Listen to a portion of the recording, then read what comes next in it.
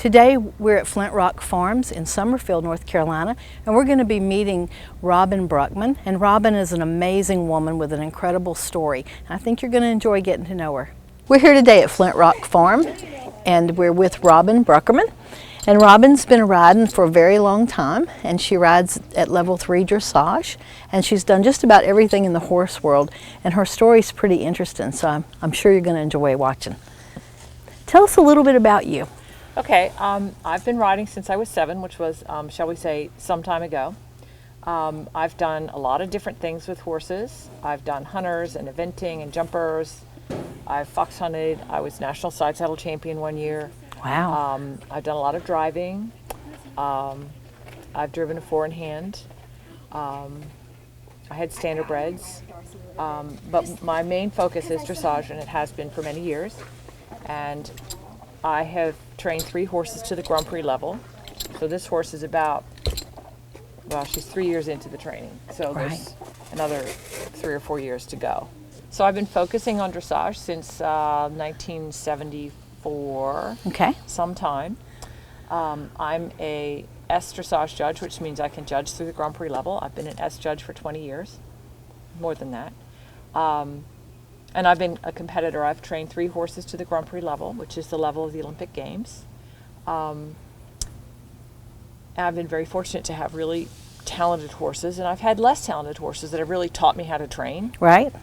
So I've just been really blessed. And not every single thing has been a blessing. I was injured in 1994 by a fall under my truck. It wasn't even a big deal, but it hurt my right foot so much that I couldn't ride at all for a year, and I developed reflex sympathetic dystrophy, which is a nerve disorder that you don't want to get. Right. And the punchline is I couldn't ride at all for a year, and when I started back riding, well, for starters, I was crappy, and then I couldn't ride with stirrups at all. And I had a Grand Prix horse at the time, and when I finally was able to ride him again, I started doing exhibitions with him of a Grand Prix freestyle with no bridle. And that's been just incredibly moving for a lot of people. Right. To see that. And so I rode without stirrups for 18 years and competed at national shows and international shows. I competed at 3 World Championships, World Equestrian Games, European Championships, Paralympics in Sydney and Beijing, and I was an alternate for Athens and London. And now I'm a selector, so I select who gets to go to these nice big shows. That's so cool. In 2011, I finally convinced the doctor to cut my leg off, and so it's gone, and now I can walk, and it's all very good. That is good. And I can ride with stirrups, and life is just so much better. And I still compete nationally. This horse has won National Horse of the Year awards every single year I've shown her, and I'm just blessed to be able to do what I love, and to have it be my passion is my livelihood. I teach clinics all over the world. I teach lessons locally. Right. And I judge all over the country, and this is all I do. If you're interested in a career working with horses, then Martin Community College is the place for you. MCC's Equine Technology program is the only one offered among North Carolina's 58 community colleges. The program is management-oriented with classes in breeding, nutrition, training, riding, equine health, and more. Graduates can leave MCC prepared to work in recreational and racing barns, breed to discipline-oriented farms, or assistant farm management. For more information, contact Martin Community College today. Hey, my name is Daniel Rayner, numerous time qualifier to the Southern Finals Rodeo, won team ropings across the country. I've used Mule City feeds since I was a kid, always great quality feed, and I use complete horse feed. It already has hay in it. If you're tired of chasing hay, then give Paul Dunn a call today at Mule City Feeds. I thank him for all the effort and time he puts into quality feed.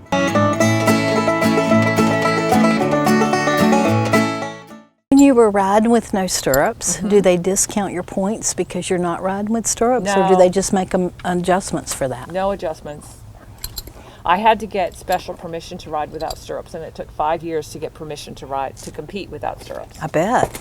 And then once I got it the first time, it was easier to get it every year. I still have to reapply every year. Right. Because I still need a dispensation because I have to put a rubber band around my foot because if my stirrup comes off, I can't put it back. Right. I have to stop and put it back. Right. So I keep a rubber band around it so that it doesn't run away. Right. That makes sense. Now, what was it like to compete in Beijing? We were treated like rock stars. Because in Beijing, the equestrian events were not held in Beijing. They were held in Hong Kong because horses that go to Hong Kong, that go to China, can't come home. China has cooties that we don't have here.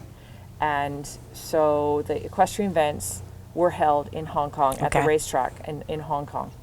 And they commandeered, because we were a 2-hour flight away from Beijing. So they commandeered a 4-star hotel for us. And we had 400 staff for 78 riders. Wow. We were That's treated nice. pretty well. Yeah. And my horse was fabulous. It was a young horse. I think he was the youngest horse there. He was 7, and I'd only had him 2 years. And it was just really fun to have him step up to the plate and be able to go out and do this, you know, in front of God and everybody, you know? Yeah, I mean, that's a big deal. Yeah.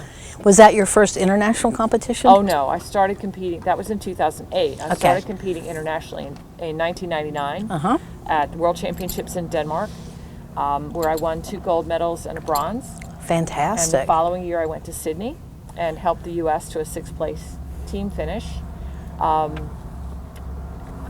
done 3 World Championships. I did Belgium in 2003 and England in 2007, and European Championships in 2002, and World Equestrian Games in 2010. And it's been on, I think, 9 different horses that I've taken across the pond. Of all of the international competitions, which one was the hardest? Well, I guess the first one was the hardest because I didn't know what to expect. Right. And I mean, I did fabulous, but Obviously. I didn't know what to expect. Honey, stay here, honey. Are they all kind of the same because of the competitions that they are, or the different countries have different rules or different things that go on? Well, we're all under the Fédération Équestre Internationale rules. Okay. So the rules stay they're the same for that year, and then they change the rules whenever they feel like it. The tests do change, and they've gotten progressively more challenging, which is correct. And the standard of horses has just leapfrogged way, way, way. I mean, you've got to be spending close to $1 million now to take a horse to do para. Right. Right. And it's just, the standard is just really high. And we have really good coaching. We don't have the same funding that, say, the British team has, which they've got UK lottery behind them. Right. So they're really well funded. And my funding is the sweat of my brow. So if I'm not making the money, I can't spend it. Sure. So it's just been, you know, it's a full-time job. Hello, this is John Beecher with the Rafter JC Breeding and Training Center in Grantsboro, North Carolina. We're down on the east coast of North Carolina. Myself and my wife, Clara Cahoon. We also provide clinics in horsemanship, colt starting, cow working, ranch roping, de-spooking trail challenge series. And we'd be glad to come to you for more information. You know, contact us. We're on Facebook. Our website is www.rafterjc.com, and we look forward to hearing from you. I'd like to invite everybody to Benson Mule Days this year. We've really changed up things. We're going to have our mule show as usual. It's going to be 36 events, last all day long. And that night at the rodeo, we're going to have a street dance after the rodeo. Also, all day Friday downtown, we'll have music for you. Saturday night at the rodeo, we're going to have another street dance. Sunday, we'll have a full rodeo for the family. Go look at our website and see what's going on at Benson Mule Days.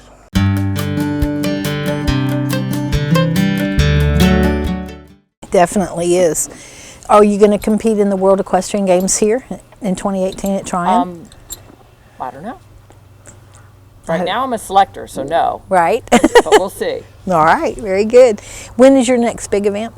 I'm competing in Camden in not this weekend, but next weekend, and it'll be her debut at third level. Nice. Yeah, she's been to some schooling shows, but this will be her first recognized show at third level, and I'm really looking forward to it. It'll be fun. Tell me a little bit about your teaching. My riders range in age from 16 to their 70s. I don't have any little kids, and that's just random. That's just what happens now. I teach riders of any discipline. I've got Western riders, I've got trail riders, I've got endurance riders. Primarily they're eventers or dressage riders. Right. I'm a centered riding instructor. I trained with Sally Swift, and I teach centered riding clinics all over the world. And I get an assortment of riders at those clinics because they just want to ride well, and they want to find their balance and find alignment. And centered riding is non-discipline oriented. Right. It applies to anybody who's on this side of a horse. Right, right. So, and it applies, I mean, driving too. It doesn't matter. Okay, I hadn't thought about it with driving, but that makes sense. Yeah, if you're not balanced and you're not breathing, it's not going to go as well. Right. And tell us about your yoga instruction. I became a yoga instructor in 2003 because yoga has been so impactful in my life. I've been able to stay functional and stay balanced and be more body aware.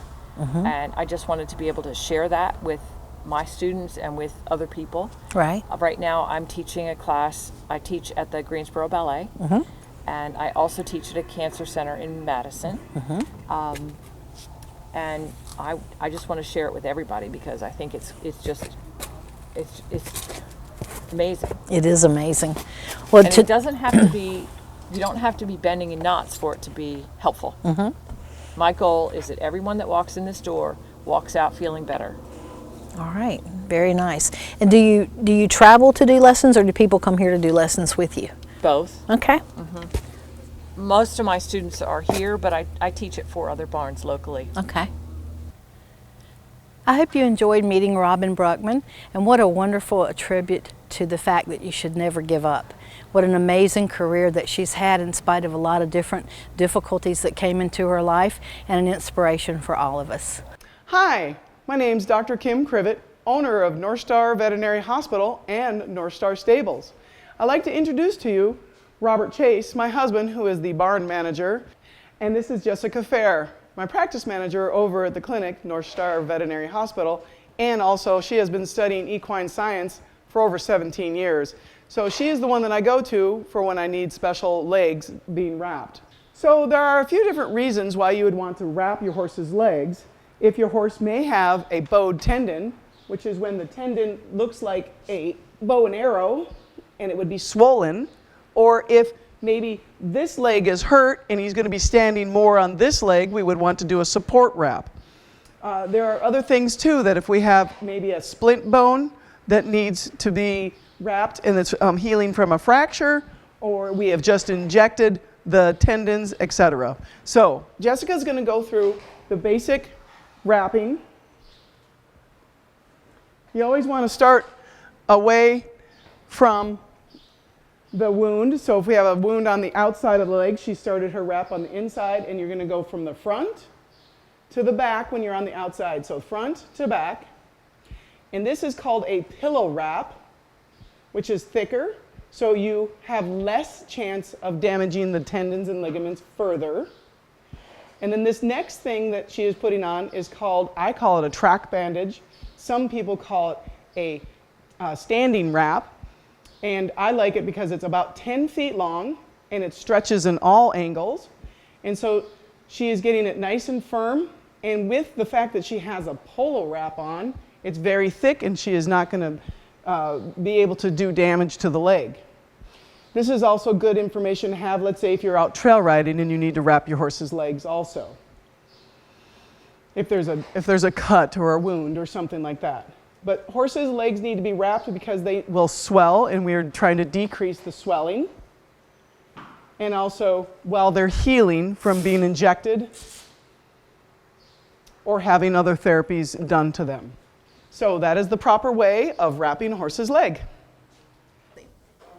We're here today at Portofino Stables in Clayton, North Carolina for the Masters Series tonight with Boyd Martin. Hi, how are you? Such a pleasure to meet you. Thank you. I've watched your career a little bit, and while I'm not an eventing expert, I love to watch you guys ride. So tell me a little bit about what you've been doing recently. Oh, well, this year's been a big year in three-day eventing. We had the Rio Olympics, which I was lucky to be part of, and yeah, I've been all over the world. I've done, I think, 4 or 5 4-stars, some in Germany, France, England, America, so we're getting to the end of an epic year, and I'm looking forward to it, actually. So. I was reading that you've placed top 10 in every 4-star that you've been in the world. Yeah, no, it's I've been at it a while though, so Right. hopefully I've done all right. I've been riding around 4-stars since I've been 19 years old back in Australia, and yeah, just enjoy the thrill and the journey of getting a horse from a low level to a high level. And what kind of horse do you look for when you're looking for an eventing prospect? Oh, a nice quiet horse, to be honest. You know, they've got so many boxes to tick nowadays. They've got to be, they've obviously got to have speed and endurance for the cross country. They've got to have a quality jump. They've got to have the mind for the dressage, the movement, and they've got to be sound. So there's so many little things that you need in one of these top class horses these days. So of the 3 events, which do you enjoy doing the most? Not the dressage. I lucked out there. I married a dressage rider that helps me out a bit with that. Obviously the cross country's the fast and furious part, and you know, it's really the core of our sport, and I think that's where me and my horses have been excelling lately. So. What kind of cross country obstacles do you find the most challenging?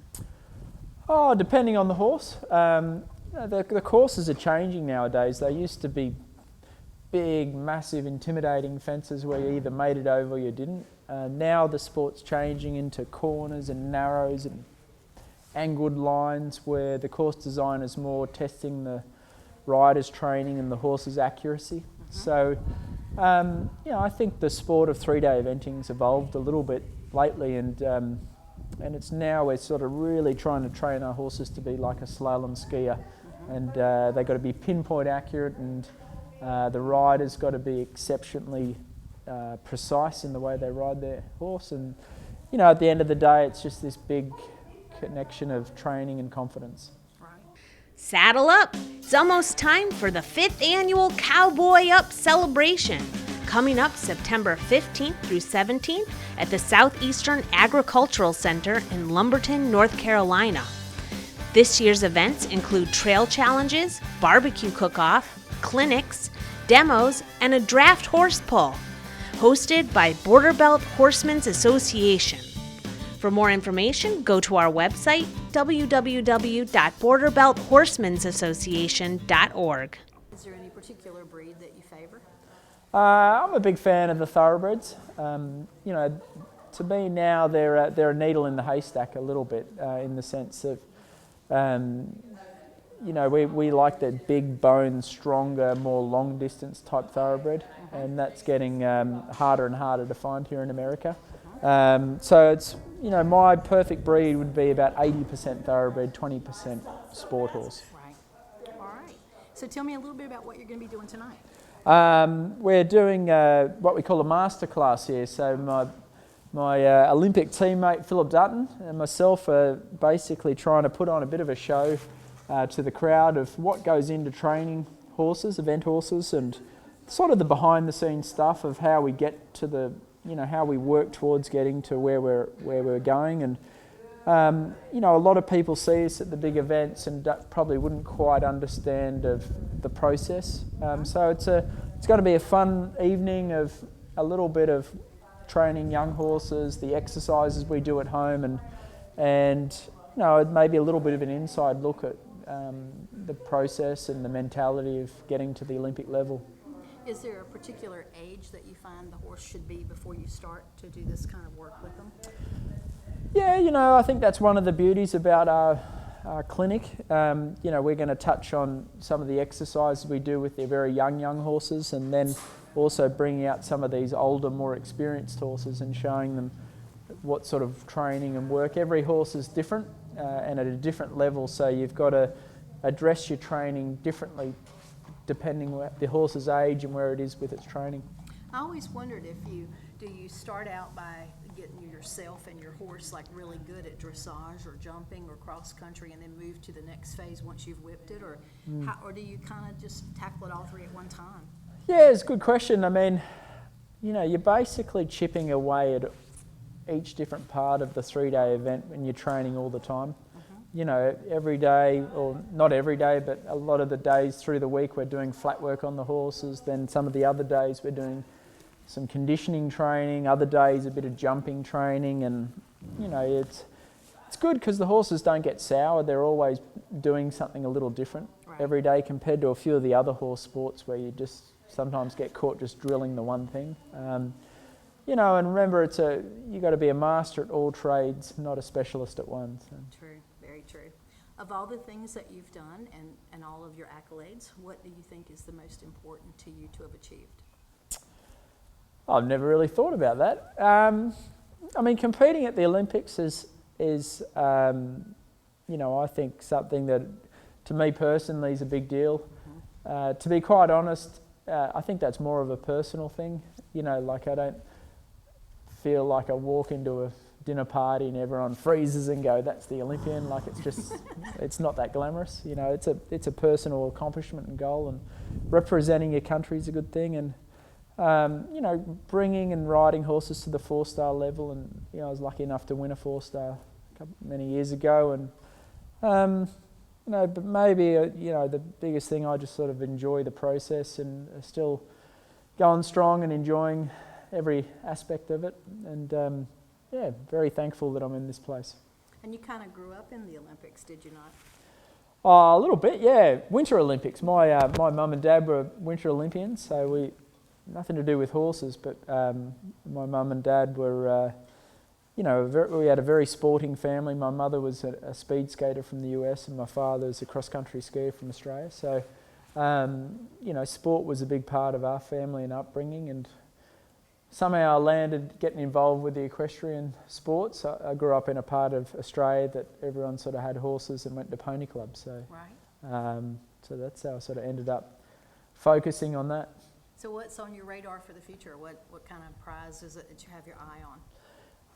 I mean, I get an enjoyment of representing the United States at the World Championship level and the Olympic level, and you know, I ideally would love to win a couple more 4-stars before I'm too used up. I think that's the pinnacle of our sport, and I feel like I'm just getting to a place now with the horses that I've got that goal's getting closer and closer. And you know, it's a funny career. Like, it's different to a football player or a baseball player where you've only got 7 years of a window to make it. You know, like some of the greatest riders in the world are in their 50s, you know. So if you can figure out how to keep your body going long enough and can keep your enjoyment enough in the sport, and you can drag it out, and you know, I feel like I'm having a good time and still really getting a kick out of it all. And you know, I think I'm about halfway through my career at the moment. So.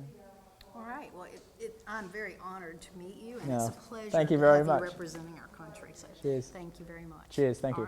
All right. The rural American lifestyle. It's how we work, and it's how we play.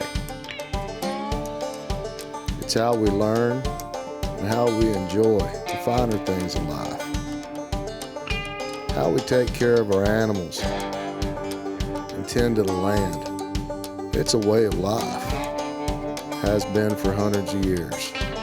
Now there's a whole new way for rural America to watch TV. Hi, my name is Dr. Kim Crivet, the owner of North Star Veterinary Hospital. And today what I'd like to do is I'd like to talk to you about some heat safety.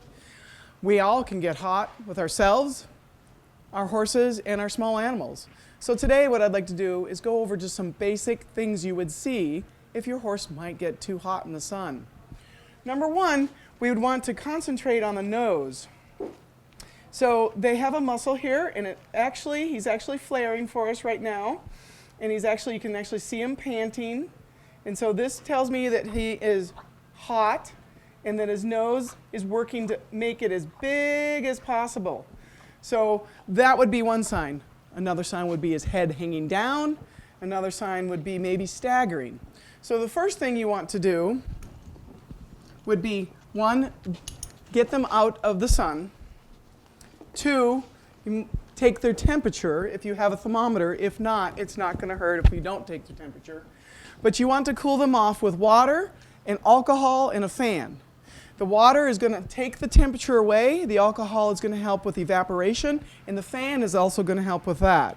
And so we have a fan here in front of him. And so what I'm going to do, he's a good boy, is I'm just going to go ahead and I'm going to pour water on him, down his back,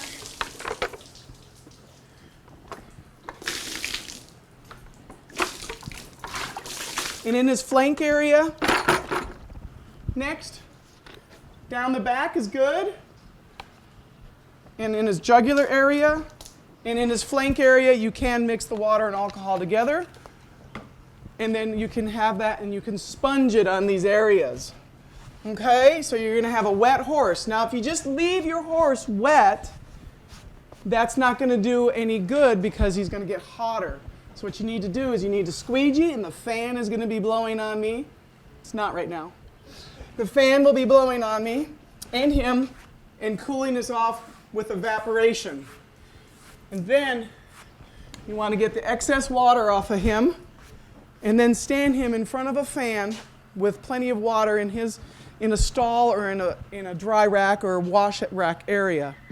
After that, you would want to take his temperature, monitor his respiration. If his respirations are still up, you would definitely need to call the veterinarian at that point in time to let him know you had a little bit of a heat episode that may or may not need further treatment.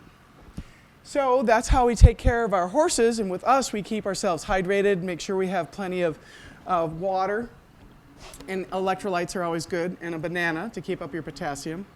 Now for our small animals, everybody knows that a car is dangerous. A car is an oven.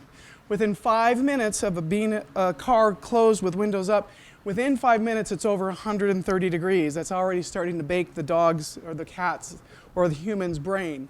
So very quickly it becomes very dangerous. If your dog also has had a heat episode, you want to cool water, call the vet, and bring him to the veterinarian as soon as possible. So I hope these tips will help you throughout the summer to stay happy, healthy, and keep riding your horses and playing with your dogs and cats. This is Dr. Kim Krivet from North Star Veterinary Hospital. Thank you very much, and have a safe summer.